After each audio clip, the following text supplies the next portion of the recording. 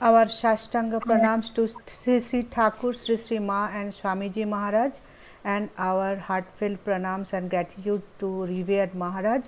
We are starting our next session of the discussion on lectures from Colombo to Almora by Swami Vivekananda. We are using the book 33rd reprint June 2011. We are discussing the lecture My Plan of Campaign, and in this edition we will be starting from page number 140. Yes, Maharaj. So, you may please start.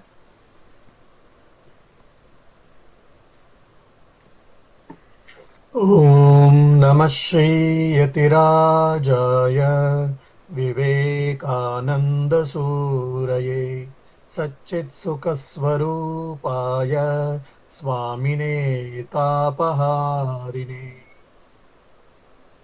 Yeah, you can read. Some of you want first para, then I will explain. Okay. So, page number 140.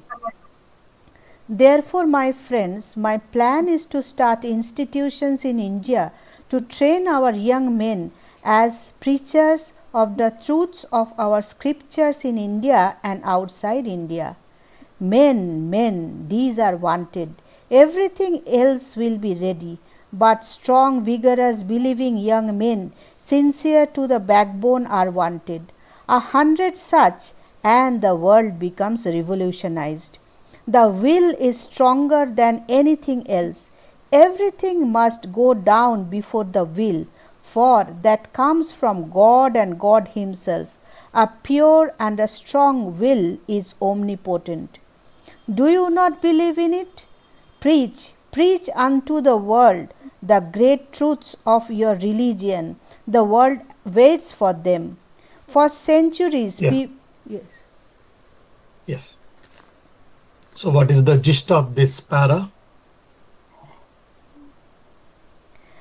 Here, Swamiji is asking, strong-willed men who have belief in themselves are required to preach the world that. Chandrani, you are muted. Oh, sorry. Strong-willed men who have believed in themselves are required to preach the world the truth of our religion. No, enough I said. Just I wanted to give the, the essence of the para. Another thing, Sorry, are you saying Maharaj, essence of the para, Chandrani? Huh? So that is the Reading is will. enough. willpower, Maharaj. Willpower. Yes, Willpower. yes, that's what essence of the paragraph I'm asking. Yes, willpower. Yes. Any other answers?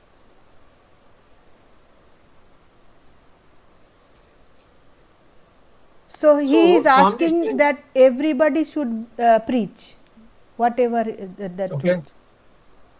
Okay. One Okay. thing I want to say, Maharaj, the will is stronger than anything else because it is directly linked with God or whatever it is. That is the ultimately the strength comes from God. So with that you can conquer anything. You can do whatever you want. So we have to emphasize on that willpower. Okay. Okay. Willpower is the greatest strength, we can say, Maharaj. Okay. So first here mentioning I want to start an institution where there will be training for the young men who can increase their willpower, who can train their mind. So that's where he started Ramakrishna Mission. And for the ladies, Sharda Mat. Though he had a desire to start the nunnery before the monastery, but he couldn't do it for some reason. And in 1953, at the centenary celebrations of Holy Mother Sharda Devi, sister institution for exclusively for the women, we started. So if you see the history of the Hindu monasticism, it is of its first kind.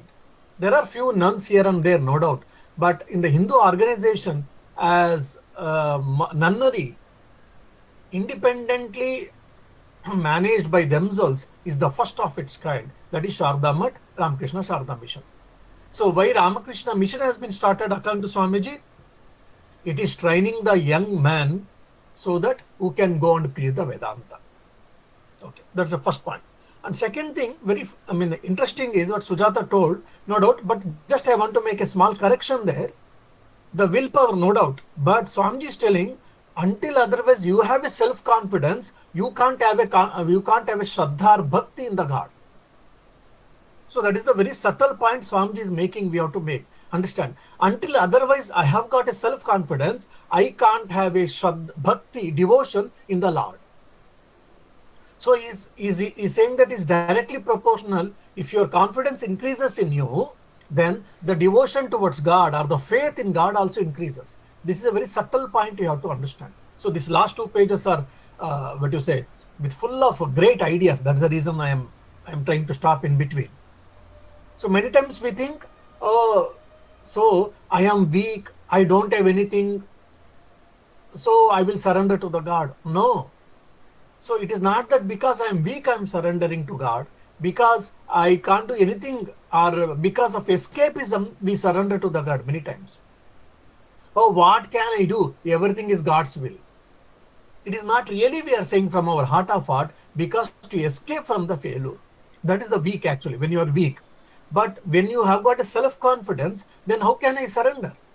Yes, understanding the limitations of the mind or the sense organs, one can surrender. That's what we saw in Girish Chandra Ghosh. When Sri Ramakrishna asked him, daily morning and evening you try to remember God, you can get mukti. If Sri Ramakrishna asks any of us, definitely I will be sure that we will say yes. Because morning and evening remembering God is not that difficult for us. If mukti is guaranteed in there, definitely we will do. But Girish Chandra Ghosh said, sorry, I don't know in what state I will be there, I can't do. Then Sri Ramakrishna gave a pause and he asked, all right, in a day, sometime you try to remember God, that's enough, he said. Girish Ghosh, he thought and he said, sorry, even I can't promise you that. Then he said, all right, then you give your power of attorney, and Girish Chandra Ghosh gave. So there he understood his limitations. So surrendering is not feeling weakness or escapism, rather it is a willful surrender. Means what? It is understanding the limitations and the helplessness, then we will be surrendering them. No more escapism there. And how, when it happens, when I give my best, I have tried my best, and when I understand that no more, I have tried in n number of ways, I have given my mind completely, I have given my strength completely, I have given my time completely, more than this, I can't do anything. I cannot do anything. This is at the pinnacle of my self-effort. When you understand that, then only the real surrender comes. That's what we can see even in Arjuna's case also. In the first chapter, Arjuna gave a discourse and Krishna was a student, actually was listening. At some point of time, he understood. Karpanya dosho pahata svabhava puchami tvam dharma sammuda chetaha yachreya sanishtitam bruhitanme shishyasteham shadhimam tvam prapanna. So he understood his limitation of understanding and sense organs, and he said, please, I am get confused.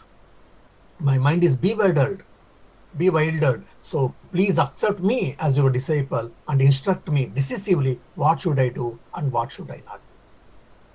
So surrendering is not escapism, it is a willful denial of the lower ego, lower I, or rather understanding the limitations after giving best efforts, then seeking the God's intervention or help. Then only real surrender comes. Then only we can say Thakure Richa. Otherwise, till then, it is a hypocrisy, or it is a lip service, or it is a just Anukula Vedanta.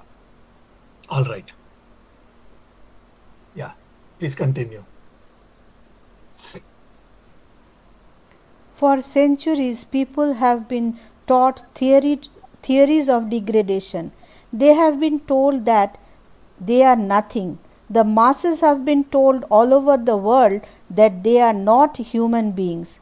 They have been so frightened for centuries till they have nearly become animals. Never were they allowed to hear of the Atman. Let them hear of the Atman, that even the lowest of the low have the Atman within, which never dies and never is born. Of him whom the sword cannot pierce, nor the fire burn, nor the air dry. Immortal, without beginning or end, the all pure, omnipotent, and omnipresent Atman.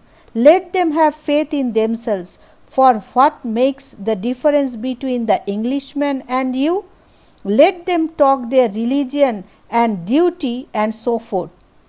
I have found the difference. The difference is here that the Englishman believes in himself and you do not. He believes in his being an Englishman and he can do anything. That brings out the God within him and he can do anything he likes. You have been told and taught that you can do nothing and non-entities you are becoming every day. What we want is strength, so believe in yourselves. We have become weak and that Enough. Yeah, just can you give the essence? yes, again the self-confidence Self-belief. and Okay. and knowledge of Atman.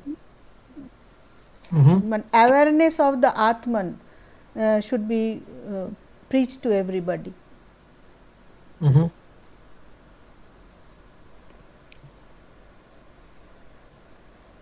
So, Swamiji is giving a very powerful statement here actually. For centuries, people have been taught theories of degradation in the name of either, say, if Mughal rule or Muslim rule was there, they didn't allow us to live, they didn't allow us to practice our religion, and our temples were shattered, and our women were, molested. So basically, in our own country, we were living like as third grade citizens, one side. The other side, Dutch, French, Portuguese, and Britishers, when they came, and slowly they invaded us, they tried to destroy our culture, our belief system, and they wanted to bring their Christian evangelism into us actually. And there also they were telling your gods and all useless, it is all full of superstitions, your Vedas and all, and we are better than you, please follow us. And many of the even so-called reform movements were also started telling that, including Raja Ram Mohan Rai, with due respect, that we should follow the Westerners. We should follow the Western method. Everything is best in the West. So that was the tagline in those days with many reform movements. This is the history going on in India when Swami Vivekananda is making such statements. So common people had lost the self-confidence. Why? Because we were told, you are useless, you are worthless, you are useless, you are worthless. And Swamiji is attacking that. How Swamiji awakened Indians? He awakened the self-confidence in Indians. He didn't bring like a Satyagraha movement or some big movement in that way, but he invoked the self-confidence in every Indian or in most of the Indians. That's how Rajgopalachari says, Sri Ramakrishna and Swami Vivekananda are the builders of the modern India and Hinduism. So awakening the self-confidence. And for that, he is giving the Vedanta as the base. So in the psychology, we say positive affirmation. Oh, you are not a human. Yesterday we were discussing about the awareness in the Kathopanishad. You are not a beast. You behave like a human being. So your confidence is switching over from the beast or an animal to the human being. So in the name of religion, in the untouchability, that's what happened. Unfortunately, for the lower class of strata, the higher classes people said, you are not worth to live and etc. So if we are Atman, everyone, then why there is up and down? Why someone is superior and why someone is inferior? So the Vedanta can be the best base to recover our self-confidence. Someone say socialism. Someone say communism. Someone might say Marxism. Someone might say humanity. And Swami Vivekananda is speaking, Vedanta can be the best base for us to revive our self-confidence and bring that real humanistic aspect. That's what Swami Vivekananda spoke, Vedantic humanism. The humanism which comes from Western India, Western part of the world, is different from Swami Vivekananda's humanism. So it is a Vedantic humanism based on the divinity of the soul. And he's quoting the Gita Shloka, 2nd chapter. Nainam chindanti shastrani, nainam dahati pavakaha, na chainam kledayanti apo, na shosheti maruta. Achedyoyam adayoyam akledya shoshayevacha, Nitya Sarvagatasthanu Achaloyam Sanatana. I am the eternal, I am indestructible, I am ancient, and also so on and so forth. So how, when we start thinking I am the self, not the, I have a body and mind, but I am not the, I am the self, I am the self, I am the self, then how we can increase our willpower, how we can manifest the strength, we can very well understand here. This is nothing but manifesting the divinity. Understanding I am the divine, that is the self, Atman, and manifesting the divinity. When weakness takes over our body and mind, we should start saying that no, this weakness is the, I can't afford to believe, I can't afford to have this weakness. Why? I am that Atman, which is the source of strength. When Atman is the source of strength, I am the Atman, so I am also the source of strength. So where there is a weakness, that's where Swami is saying that in the name of mysticism, we were keep on crying. Believing in God is fine, but we are expecting every time. This is one of the biggest, I always feel, the drawback of our Indians and Hindus. We always feel, let God come, let saint come, let XYZ come, and let them improve my condition, improve our condition, improve our religious condition, improve my country. What I will do? I will be praying. Prayer, Swamiji is not denying the prayer, but unfortunately, we are taking the escapism route. Oh, as Krishna said, yada yada hi dharmasya, someone will come and someone will take care of this Hinduism and India. Most of the Indians, unfortunately, they think and they don't want to put the efforts. But when it comes to themselves, they don't take this. Most, if not all the time. Should they work or not? Should they get better positions or not? Should they get better paycheck or not? Yes, they will work there. They will try their best. There they don't say that. Let God come and help me. If not all, most of the time. But when it comes to country, when it comes to religion, when it comes to society, then we say, let God come, let saint come, let XYZ come. So this is what Swami is telling. Stop this. In the name of mysticism, you are weakened yourself. So Swamiji is giving a very, the basic problem of the Indian mindset, Swamiji is attacking us actually. If you can understand, we can come out from that. Means you give your best and leave the rest for the God, that's fine. But at least give your best. Just like you give your best to earn the money, to build your own house, to take care of your children. So similarly, when it comes to country and religion and society also, you should do that. That's what Swamiji is trying to tell you. Yeah, continue. Yeah, sorry. And again, he's telling you, see, this is also one more positive affirmation I keep on telling the people here. So, what is the difference between Englishman and Indian man? If you ask, Swamiji is telling the confidence. Here I see even young chaps, they will have so much confidence. He may be Mason, he may be just a school dropout, he may be doing some work, but he has got confidence. Whereas here, masters they have finished, PhD they have finished Indians, and they will not have that confidence many times. Even a young chap can shake us. Why? For 8 to 10 centuries, we were ruled by others. We have lost that confidence. That slavish mentality is there in our minds very much actually. Just to give a simple example to make understand, when someone says, oh, you speak nicely. We say, oh, no, nothing like that. We want to avoid, but inside we'll be happy. Oh, he's understanding me. He's, he's praising me. Fine, but why can't I say, yes, thank you for your kind words. I have tried my best. So one side you are saying that no, you are trying to avoid externally, but internally you are seeking for that praise. So positive affirmation is required for all of us. Yes, I can do something, I have done something. It is not just ego, or it is not superimposition, rather it should be factual, of course. So the positive affirmation is also required. Yes, I am yet to reach a lot, but at least 10 steps I have taken further. Wherever I am there, from that place, 10 steps I have gone further. So this positive affirmation we have to develop Indians. I have struggled a lot, I have improved a lot, but I don't remember, I don't think. What I don't have, I always keep remembering and I feel sorry. And what I have, I don't remember, I am not aware of it and I don't enjoy it. So that has to be developed. Positive affirmation. So Swami Vivekananda is telling. Yeah, go ahead please. We have become weak, and that is why occultism and mysticism come to us. These creepy things, there may be great truths in them, but they have nearly destroyed us. Make our nerves strong. What we want is muscles of iron and nerves of steel.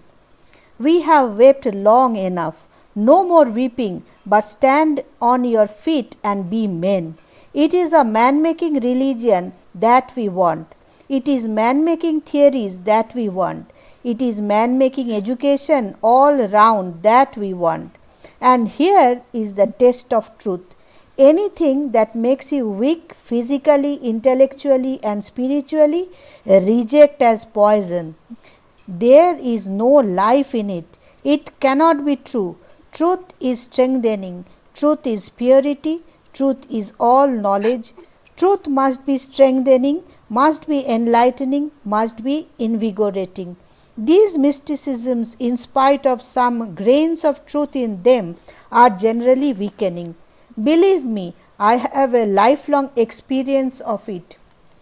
And the one conclusion that I draw is that it is weakening. I have travelled all over India, searched almost every cave here, and lived in the Himalayas. I know people who lived there in their lives. I love my nation. I cannot see you degraded, weakened any more than you are now. Therefore, I am bound for your sake and for truth's sake to cry, hold, and to raise my voice against this degradation of my race. Give up these weakening mysticisms and be strong.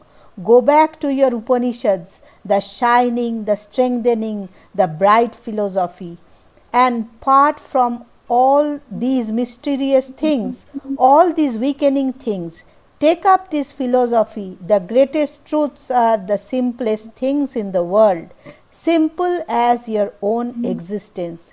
The truths of the Upanishads are before you. Take them up, live up to them, and the salvation of India will be at hand. Yes. So, with the means what you mentioned, Vedantic, using Vedanta revive the strength within us. Yeah. Any other observations? He is talking about man making religion. Yeah, beautiful. He wants us to shun all kind of weaknesses and overcome all these fear and weakness and in every other form that is degrading us, and to be confident in ourselves, to see who we really are, and then only we can exercise our power. And for that, for empowering ourselves, we can look back to the Upanishad and all. So he wants us to get connected to our roots. Okay. Yeah. Thank True you. need is So, strength, physical, mental, and spiritual. yes, that's right. Sujatama. So, when you are telling we should not try to explain, we should give an essence in one or two sentences so that we can remember the essence of the para. That is what I am trying to make here understand people. So, if you tell in one or two in a cryptic or in a simple way, so that either yourself or others also can remember the essence of the para. Even if they want to make notes and all, they can make. So, having these notes in our minds, this called, it is a type of study called mind mapping study. So by this, the whole lecture, so many pages it runs after. So every para, if you can, small lines, if you can, one or two lines, if you make notes, then when you see the notes, more or less the whole lecture you can remember. Or you can try to recall, or you can try to use for contemplation or whatever, based on Swami Vivekananda's teachings. For that reason, I am going for bit by bit para, so that I request all of you to think and give the essence, so that your understanding and study can be deeper. For that reason, I am doing this. Yeah, just for your information. Yeah. Yeah. So Swamiji is making one of the interesting thing is most of you have covered, but few things I want to add up. That is mysticism. Swamiji is attacking about mysticism. But if you see Sri Ramakrishna and Swami Vivekananda themselves were mystics actually. Swami Vivekananda and Sri Ramakrishna were Advaita Vedantins, no doubt. But apart from that, they were mystics actually. Then why is he attacking on Indian mysticism or any mysticism? Why? This question should come. What actually mysticism tells? Mysticism tells, oh my dear, I mean, it doesn't care about the books. It doesn't care about theories or philosophies. It only says that just use meditation, prayer, contemplation or any means so that you can experience the divine or you can experience the Supreme Self. That's what Swamiji told. Religion is nothing but realization. Religion is nothing but realization. So from that angle, Swamiji is also giving a definition of mysticism also. Then why Swamiji is attacking the mysticism here? So here the mysticism, what he is attacking here is, so in the name of mysticism, mystery mongering, occultism mongering, or obscurantism and occultism mongering was there. So there were clubs which they were speaking of power spells, miracles, hidden powers, using the ghosts and spirits and secret masters, and from that we will get energy and etc. So keeping that in the mind, he is telling. So don't go behind this mystery mongerings. Don't go behind miracles. Don't go behind occultism that makes us weak. So the mysticism what Swamiji is attacking is this type of mysticism, not the right mysticism. So that we have to understand. Otherwise we might get into a question, or if someone asks who has read about mysticism, when someone asks this question, then you might feel confused or you may not be able to understand. All right, that's the one thing. Then afterwards, Swamiji is telling very clearly, based on his experience, he's making about his understanding about mysticism, and because of that, I see the people have degraded in my country. So give up that weakening mysticism and be strong. And to become strong, he is asking us to, as you said, one of you said, go back to our roots, that is Upanishads. Because there is the brightest philosophy, that is the philosophy of strength. That is the source of strength. And if you start reading, understanding and putting into practice, then what happens? You will become the man of or woman of strength. And slowly, slowly, the country will become better. So study Upanishads, study Upanishads, study Upanishads. Many times we feel, oh, Upanishads are very dry, they are very difficult to understand and all. If we are followers of Swami Vivekananda, we are supposed to study at least 1 or 2 Upanishads. Try to understand and put into practice as much as possible. This is what my belief or my understanding. People might say, oh, maybe difficult, Swami. It is for you, okay, but for us, probably Bhakti is better, Nam Jap is better. I don't deny them, no doubt. But Swami Vivekananda has given a clarion call for all of us to study Upanishads and put into practice. I feel it is a worth to make an attempt. Yeah, go ahead. One word more and I have finished. They talk of patriotism. I believe in patriotism and I also have my own ideal of patriotism. 3 things are necessary for great achievements. First, feel from the heart. What is in the intellect or reason? It goes a few steps and there it stops. But through the heart comes inspiration. Love opens the most impossible gates. Love is the gate to all the secrets of the universe. Feel therefore, my would-be reformers, my would-be patriots. Do you feel? Do you feel that millions and millions of the descendants of gods and of sages have become next door neighbors to brutes? Do you feel that millions are starving today and millions have been starving for ages? Do you feel that ignorance has come over the land as a dark cloud? Does it make you restless? Does it make you sleepless? Has it gone into your blood, coursing through your veins, becoming consonant with your heartbeats? Has it made you almost mad? Are you seized with that one idea of the misery of ruin? And have you forgotten all about your name, your fame, your wives, your children, your property, even your own bodies? Have you done that? That is the first step to become a patriot, the very first step. I did not go to America, as most of you know, for the parliament of religions, but this demon of a feeling was in me and within my soul. I traveled 12 years all over India, finding no way to work for my countrymen, and that is why I went to America. Most of you know that who knew me then. Who cared about the Parliament of Religions?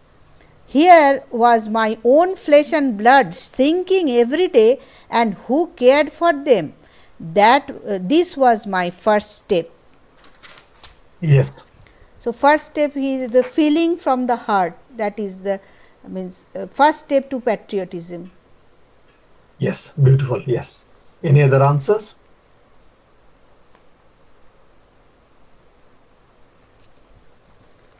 Earnest love So- for his countrymen. Sorry.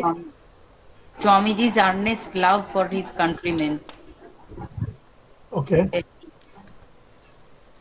Swamiji Yeah, used that to is feel true. day and night for the countrymen. Okay. Yeah. So the essence is what feeling. Feeling. If you want to be a patriot, you have to supposed to be feel from the heart for the people. So why is telling this? Because there were a number of organizations those days in the name of reform movements. They were gone criticizing the people, Indians and Indian customs, rituals, and whatnot. From that, and there was a sense of ego in them. So Swamiji is telling that you should feel for your fellow man. That is the first step or the first important necessity to be a reformer or to be a patriotic. To be a patriot.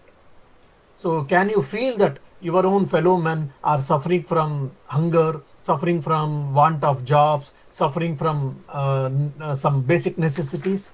So that is the first step of patriotism or the reformer. If you want to be a reformer, if you claim that you are a patriotic, then according to Swami Vivekananda, the first step should be sincere feeling for your fellow beings.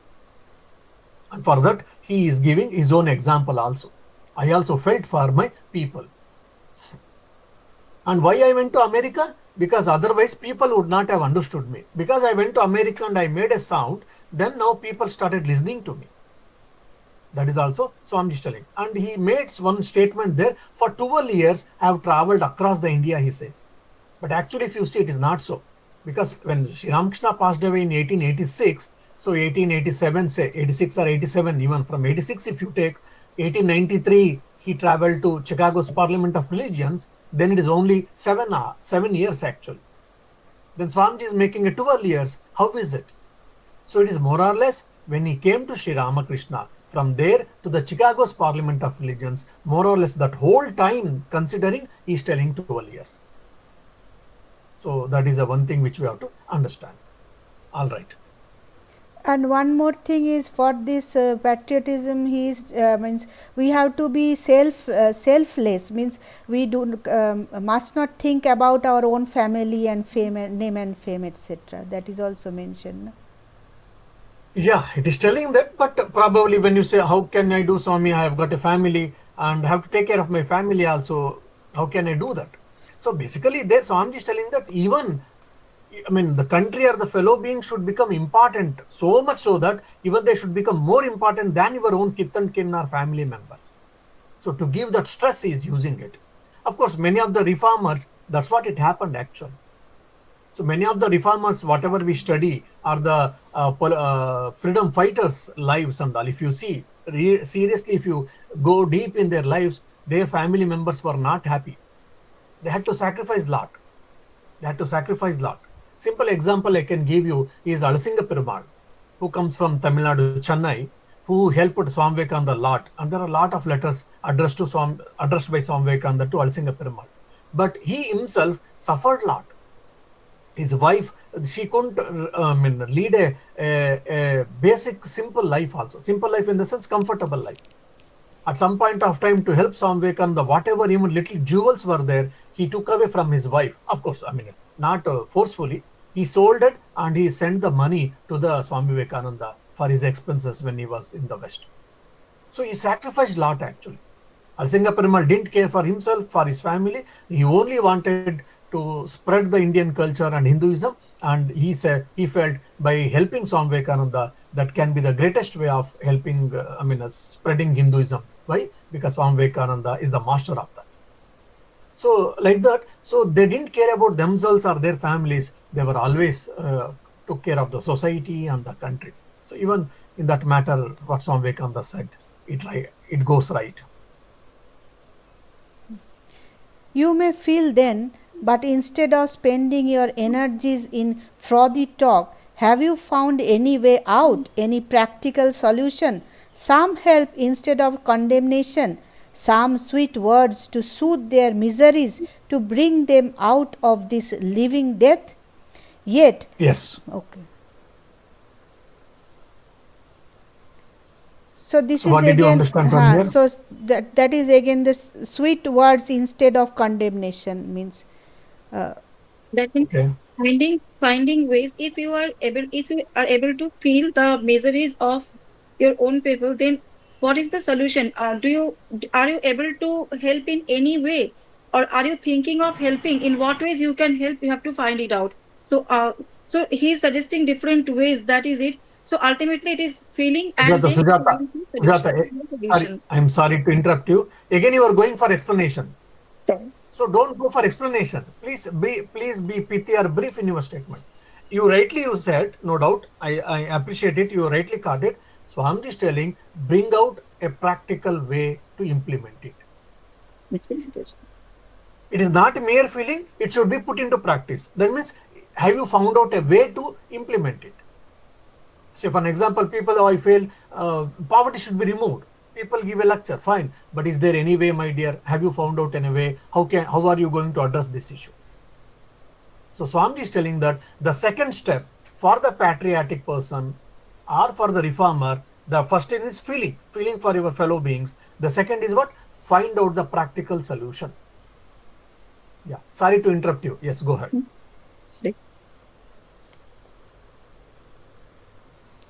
Okay. Yeah. Yes, that is not, yet that is not all.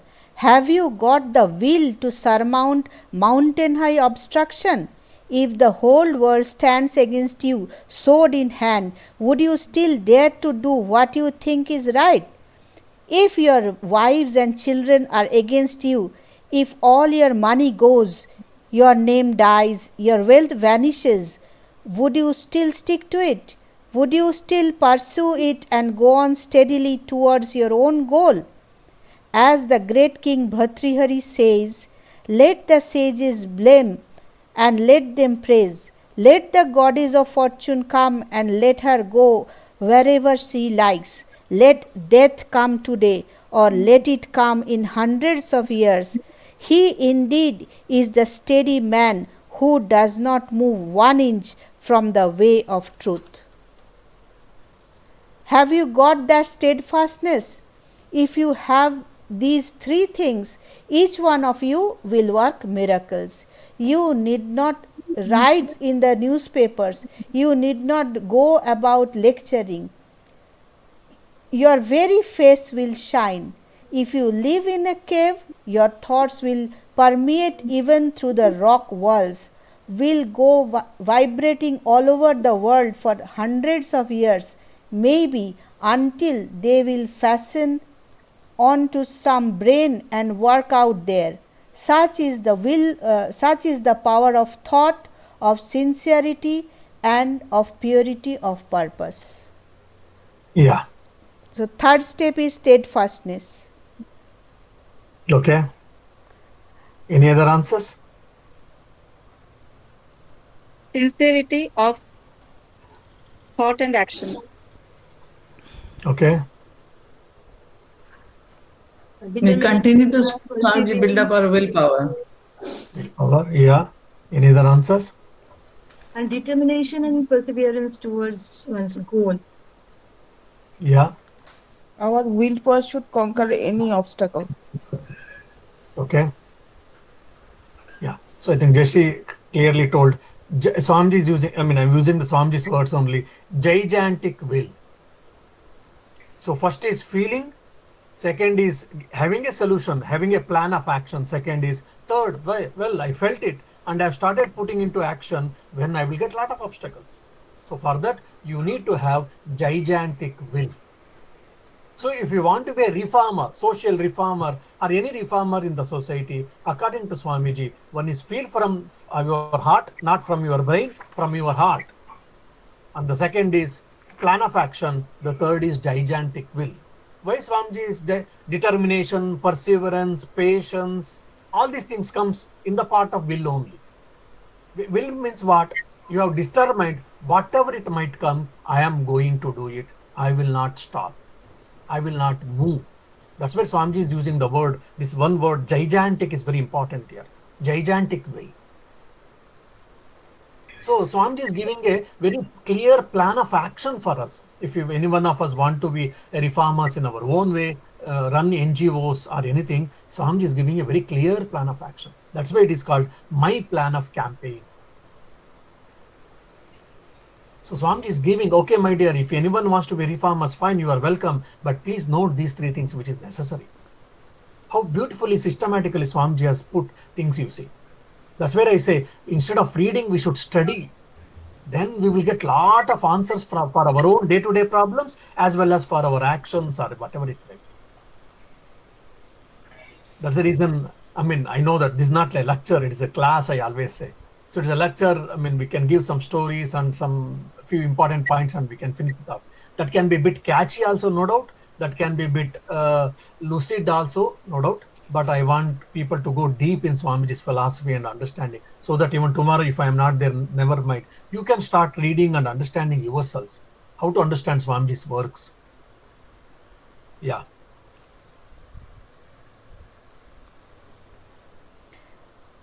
I am Oh, afraid. maybe. Sorry, just the Bhartrhari says, so that is a Niti Shatakam is telling. From Niti Shatakam 83, let the sages blame or let them praise, etc. Yeah, is Nindanti Niti Nipunaha Yadivastu Vantu Lakshmi Samavishatu Gachatu Va Yateshtam Addeva Va Marnamastu Yugantareva Nyayat Patah Pravichalanti Padam Nadiraha. So this is a Niti Shatakam, 83rd verse. So Swamiji is quoting this actually here. Whoever want to go to the source and they want to learn or they want to know, just for them, as it is an extra thing, yeah. Add-on feature, I like say. It is like special class, you say, special course or whatever, yeah. So from Niti Shatakam, 83rd verse, Swamiji is quoting. Yeah. And the last part, that is also there, na? If you have will, so it will not go in vain. It will remain till it is manifested someday or the other. That Yeah, thought, that thought, point. vibration, it remains. So Swamiji is adding, that's one more interesting point. For an example, you have got a feeling from art, you have got a feeling, no doubt, and you know that how to implement it. A plan of action you had a gigantic will also, but you didn't go and work it. But still, you may be in the cave, some rishis, for an example. Now, when we hear these Vedic prayers, Bhadram Karanebi Shrunuyama Devaha, let me hear good things. Bhadram Pashe Maksha Bhirya Jatraha, let me see right things. So all this, then from the Yajurveda, I think, Ano Bhadra Kunavo, like, let all the noble thoughts come to me. So these are all the Vedic prayers we see. So the prayers also will have efficacy, no doubt. Similarly, one who has got sincerity, sincerely is feeling all that, and he wants to happen these things, even is sitting and is sending this strong waves, he is sending the strong waves to the world, to the cosmos. Even he might not do this work, someone else will come and take up the work. That's what we can see in many things, in many people. For example, in the Bible itself, they say, Peter or no, the person he was doing, then after when Christ comes, he leaves, my work has been done, and the next missionary work will be taken by you, say that they will tell to the Christ. So there are so many things we can see. So the some gurus have done the base work and will say, after some years, after some maybe a decade or 2 or 3, even say someone is going to come, he will continue the work and he will do this work. So even if you cannot go and do the work, but you can feel and you can send the positive vibes strongly. This is also a type of service. So this he learned from actually Pawari Baba. And Pawari Baba met, when he was astonished by Pawari Baba's intelligence, wisdom. Intelligence means wisdom and his austerities and all. He asked, why are you just hiding in your cave in the small village that is in the near Varanasi, Ghazipur? Then Pawari Baba says, oh my dear, going and preaching and going and doing work is itself is service. Thinking and sending the strong thoughts to the different nook and corners of the world is not a service. So when Pawari Baba makes this statement, for Swami Vivekananda it was a great revelation. He said, yes, from this angle I had never thought. So probably keeping that in the mind, Swamiji is making this statement. So power of thought with sincerity, how it can change people, how it can affect, is also quite interesting to study. And one more thing is, it can be said as corollary. If you prepare your mind for good things, then you will be able to receive some good things, good thoughts. Some XYZ has sent a good thought. Now I have raised my mind, prepared my mind and raised my mind to that level, then I will be the recipient of this good thought and I may work on it. Or I may add my strength, or I may add my power of thought to that actually. So it is like a collective force actually. Because when we take initiation of a guru's tell, every day you pray for everyone, every well-being, then people might say, well, I'm praying from 20 years, still war is happening. Then what is the use of my prayer? Or my prayer doesn't have any value. I don't say that it doesn't have any value. It has its own value. So I am adding positive thoughts to the cosmos, to the creation. Yeah, this is a corollary, I can say. Yeah. So this can also be thought of that Thakur himself couldn't do much because of his fragile health, but Swamiji did all those, means through Swamiji Thakur did. No, they had a plan of action. okay. They had a blueprint. What Thakur will do, what Mother will do, what Swamiji will do, what direct disciples will do, everything there was a plan of action. Master was a good planner. He did a plan and he executed and he left. Okay.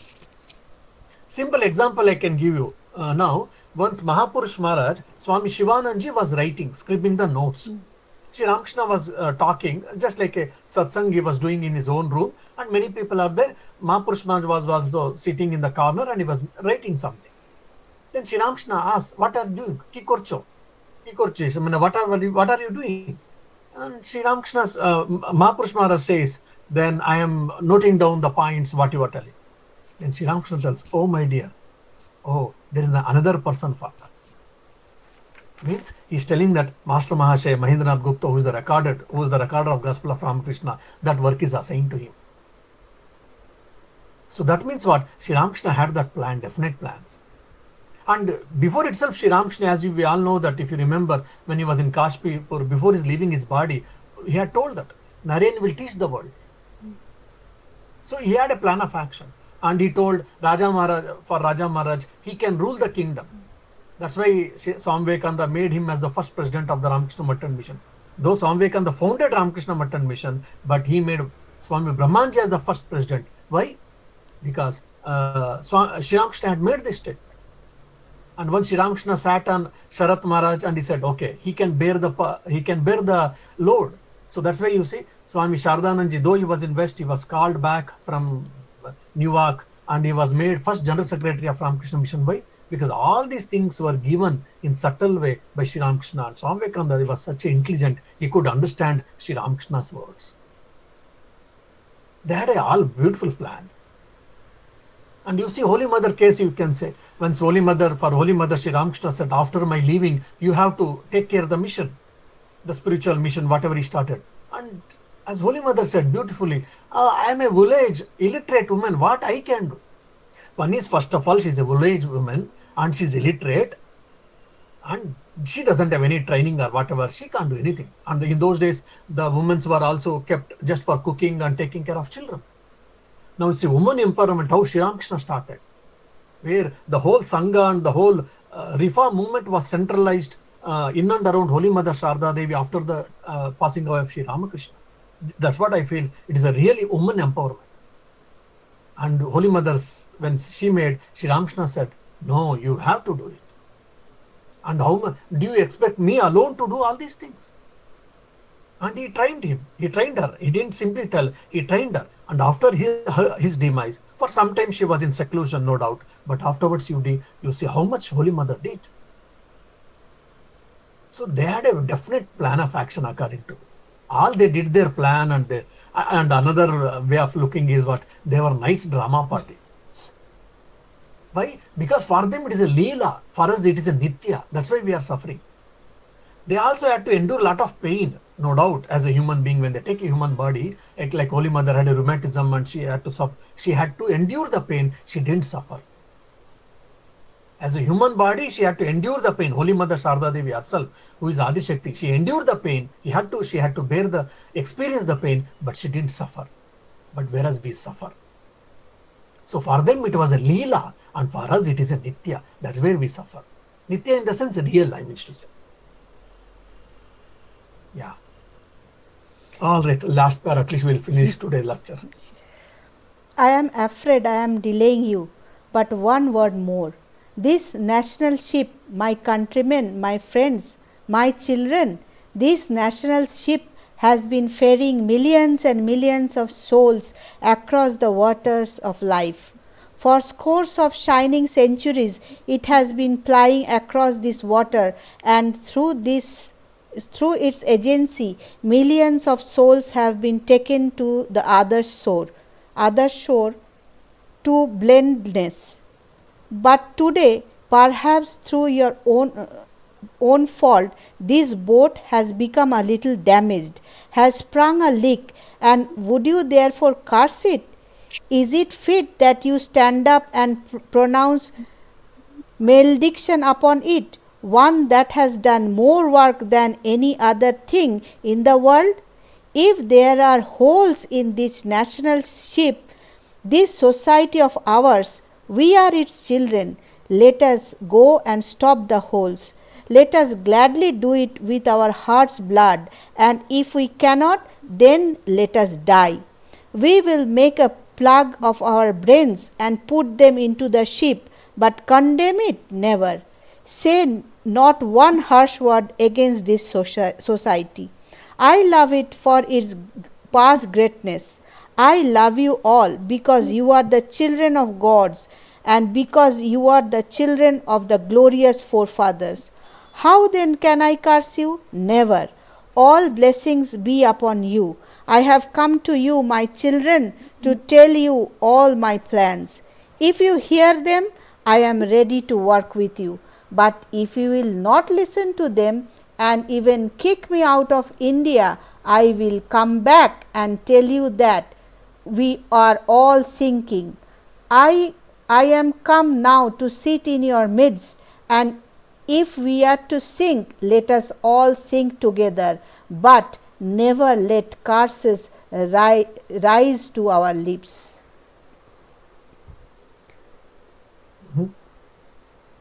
So what is the essence? Never give up. Never Keep give trying. Be persistent. No blame game, but try to rectify the mistakes that have been gathered over time. Okay, any other answer? See every struggle as an opportunity. Okay. Love for nation for its own greatness also. Love and sacrifice. The one sacrifice. Okay. Yeah, no, I think Chandrani, no, this time she told clearly that is love for my nation. Love for my nation. And he is giving such a beautiful analysis actually. He has taken the, of course he was a great poet in a poetic way. He used to express many things. He is in a poetic way is explaining that India is compared to the big ship like. And that ship has done lot of work. say thousands of people it has protected and thousands of people it has taken from one shore to the another. It has given the life, and now today because we're in a, like the ship has got some maintenance problem or some leakage or some repair work, so you can't shun the ship or you can't simply blame the ship. So stop blaming, that's what he's telling. Yes, we have got some problems in India, no doubt. We are being conquered by someone else at this given point of time, that's British India, no doubt. But doesn't mean that you should hate your country. Doesn't mean that you should feel inferior compared to others. Because you see your legacy. I think one of the economist, Angus Madison, I think, if I rightly remember, so he makes an interesting statement. I mean, there are other few historians also have noted very clearly and with the data. So this economist Angus Madison makes a statement very clearly. From the first century, 1 CE to the 1700s, India and China jointly, we contributed, or India alone contributed around 25% for world GDP. Today we are having 6.6, 6.7 and we are feeling happy, proud, no doubt. To be, of course, it is a matter of pride, no doubt. But in the 17th centuries, 25% of GDP, world GDP was contributed from the India, means how much economically we were good. Our history textbooks, they say Vasco da Gama came and found out the sea route when the Constantinople fell in the hands of Ottoman Empire. We all read, no doubt, but we was never told because we were so rich, so resourceful they came. As if Vasco da Gama came and found out the sea route, and he is great. In that way, our historic books and history teachers, they taught us no. I mean, he has found out the route. Okay, that is a praiseworthy. But why did he do it? Because he wanted spices, then silk and gold and etc. from the India. That's the reason they did it. So India was rich for 17 centuries. In the history of any nation, we hardly find such. From the economical point of view. From the cultural influence point of view, if you say, one of the recently Chinese ambassador, he has made a beautiful statement that for 20 centuries, India ruled the China without sending one soldier. How is it possible? How can we rule some other country without sending even one soldier? We didn't do any war. How can? It is because culturally and spiritually we ruled.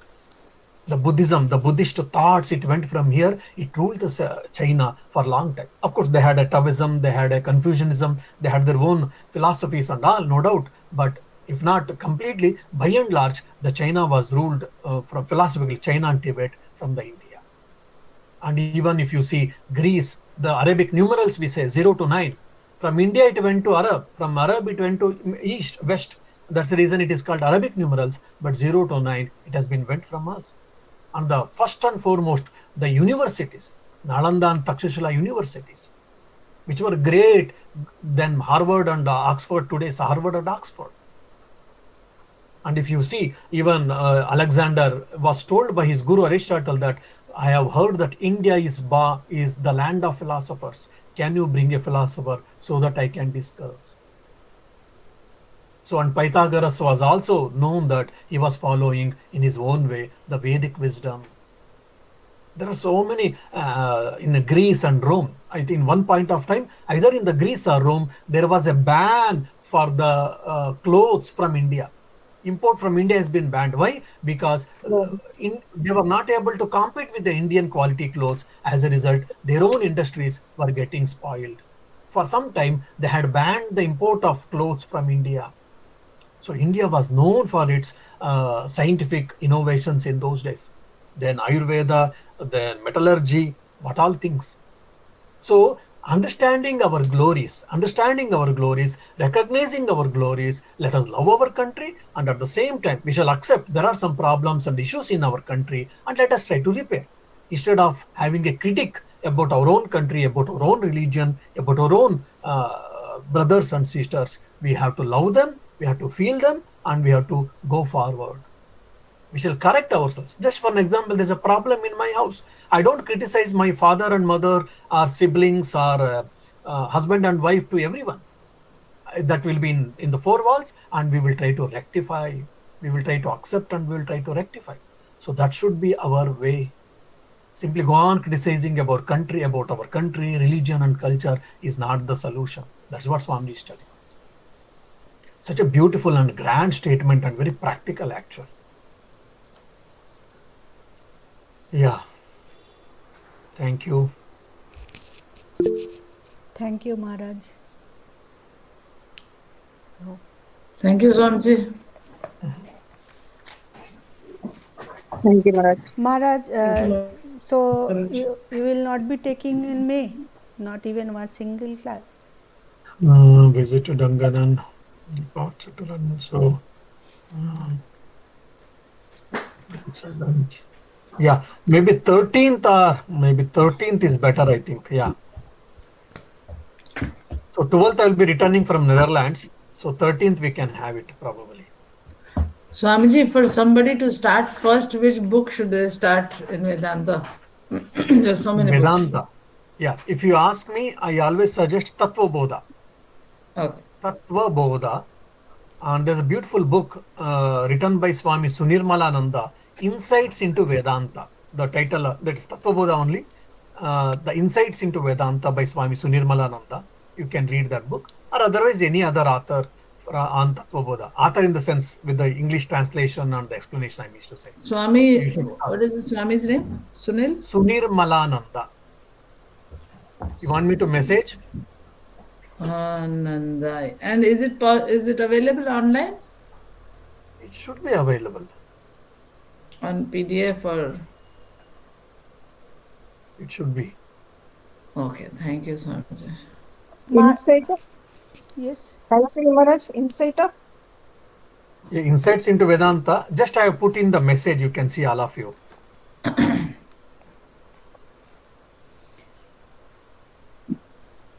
Thank you, Maharaj. So yeah, so Vedanta has got a methodology to study. Many people, they start hearing lectures about Upanishads in between or Brahma Sutra and they will get confused. So I always say first read 1 or 2 Prakarana Granthas. Prakarana Grantha means introductory manuals. And if you go to our Air Vedanta Society channel, I have given the lectures on Tattva Bodha. So that also is available. You can listen to that. Air Vedanta Society YouTube. Air Vedanta YouTube. And one more thing, probably on Aprokshanubhuti or some other text, Vedantic text. Prakarana Grantha means introductory manual, it is called. So 1 or 2 you should read, then go to Gita, then Upanishads, then come to Brahma Sutra. This is the methodology to study Vedanta. Maharaj, Tattavada in Air Vedanta or Om Charaiveti? Both, I think both places are available. Maharaj, if you have time, can I just tell one thing regarding that yesterday's object subject thing? Just one, means what I understood, whether it is correct or not. So Go ahead. So I am the subject, but looking it objectively, that is quite means that I am taking your that Karola Bhaja example. Okay. So I am the Atman, I am the subject, means I am actually the Atman, but somehow I am taking this body and mind. So objectively means to keep the body well, for the well-being, I have to take that. So whether I like it or not, no question of liking or dislike, I have to do it, so I am doing it. So that is objective outlook. That actually I am the Atman, Atman. No, I think I will sizzle it out, then you will understand. Subject and object. First and foremost, you have to understand the difference between subject and object. Okay. I am the subject. What does it mean? I am the subject means I am the Atman. I am the self or consciousness. Okay. I am the self and I am having a body and mind which is called object here. So subject means self, object means body and mind. Now, I have a body, I have a mind. But how we are behaving or acting, I am a body, I am a mind. Oh, I have got a headache. No, my body has got a headache. My mind is terribly disturbed, but I behave as if I am disturbed. No, my mind is disturbed. Means I am aware that my instrument called mind is disturbed. Just like when your mobile gets problem, when your vehicle gets problem, you go to a mechanic. The same thing can be extended, should be extended to my body and mind also. Okay, so subject and object you understood, I suppose now. Okay, now, so I will give an example. Like yesterday I was telling, son papdi, sweet son papdi. Oh my dear, why did you bring son papdi? Oh, sorry, I didn't know that you don't like. Oh no, I like it. That's the reason I asked you, why did you bring? Why? Because you bought son papdi. I eat and my sugar level shoots up, and I am not supposed to eat. Well, then that is fine. There is a problem now. This is a problem. Now I will say controlling son papdi is extremely difficult. It is a Heraclean task. This is what subjective outlook. Then another person, I said, one of the volunteer comes here, he doesn't eat sweet at all. He doesn't relinquish sweet at all. He doesn't enjoy sweet at all. When you say, son papdi, controlling not eating son papdi is a Heraclean task. Okay, I don't know. I don't understand this. I don't have this problem. What so? Why? Because I don't like sweets. So for him, controlling the son papdi is not at all a task. Why? He doesn't like it. Now you tell me, the problem is in son papdi or the problem is in me? The issue is in me. The problem means issue is in me. Son papdi is neither good nor bad. It is a sweet. The sweet has its own taste, no doubt. So son papdi is neither good nor bad. It is only my reaction towards it. So controlling the desire to eat son papdi is very difficult. Is what subjective outlook? Son papdi is a sweet. I like it. I am enjoying it, and I have to pay for it. This is what objective outlook. So son papdi is not a problem. My attachment to that, my desire to have it is what a problem. So this is what I mean objective outlook. Now I hope you understood. Yes, so that Maharaj, is, I have a question.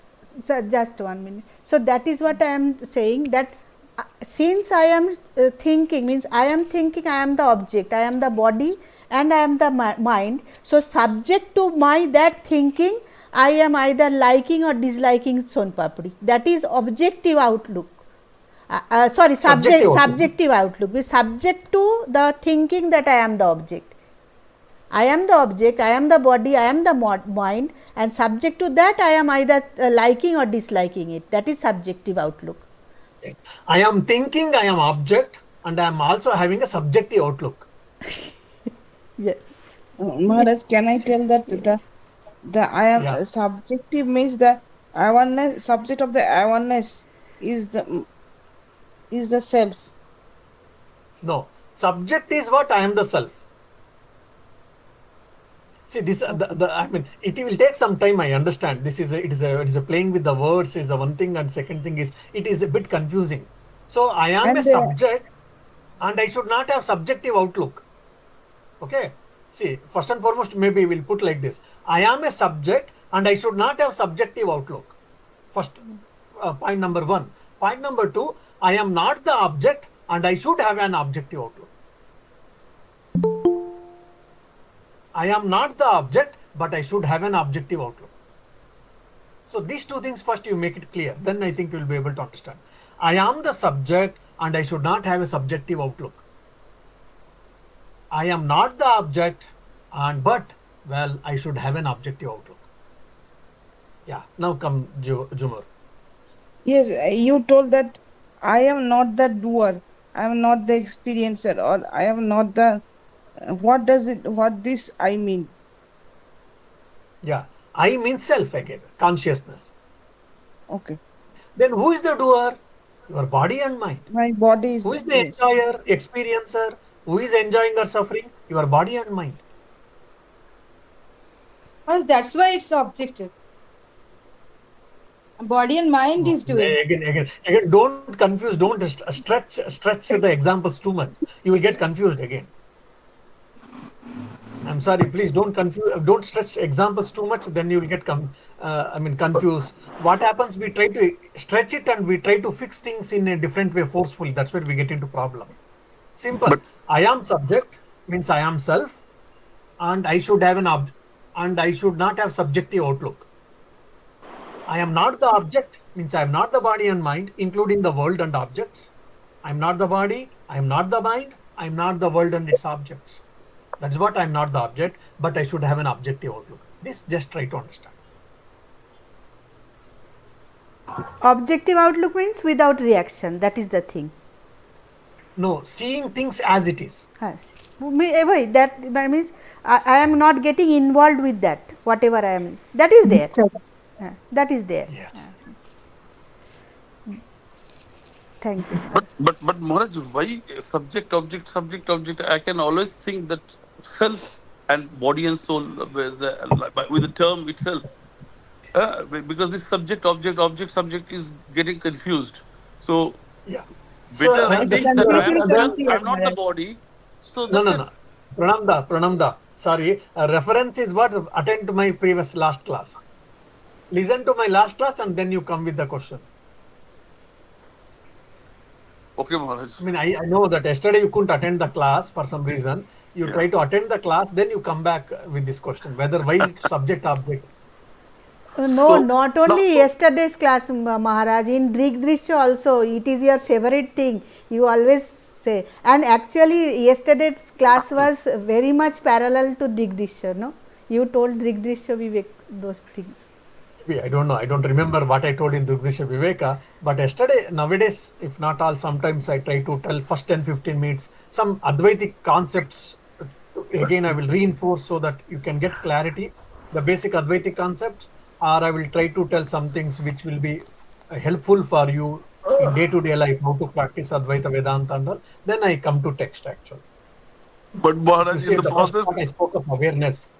but Maharaj, in the process, you took my class now. Sorry.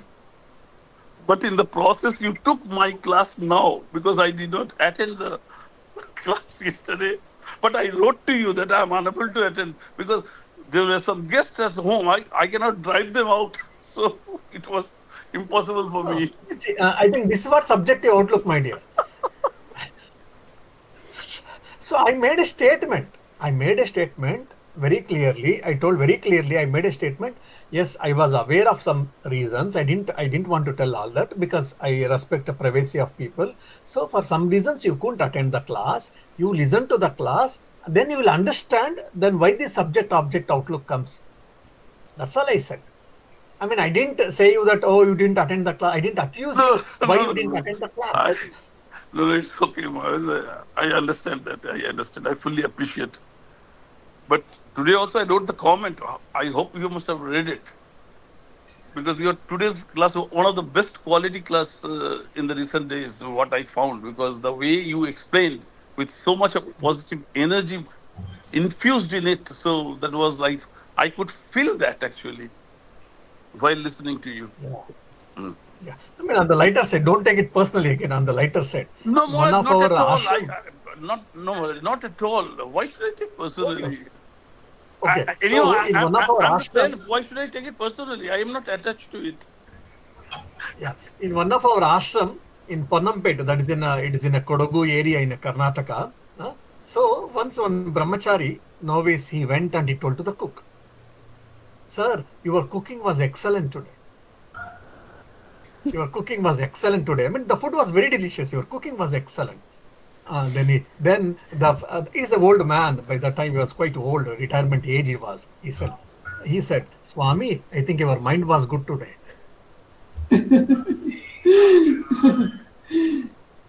Maharaj, again, you see, No, Maharaj. again, smashing. Okay, I accept it. That's the reason I told you, Pranamda, at the beginning itself, don't take it personally. Good example. Very good example. I don't deny it. I don't deny that maybe some classes may be very pertinent, or it may be flow of thoughts may be better, or the subject contents can be much relevant probably. For some reasons, yes, no doubt.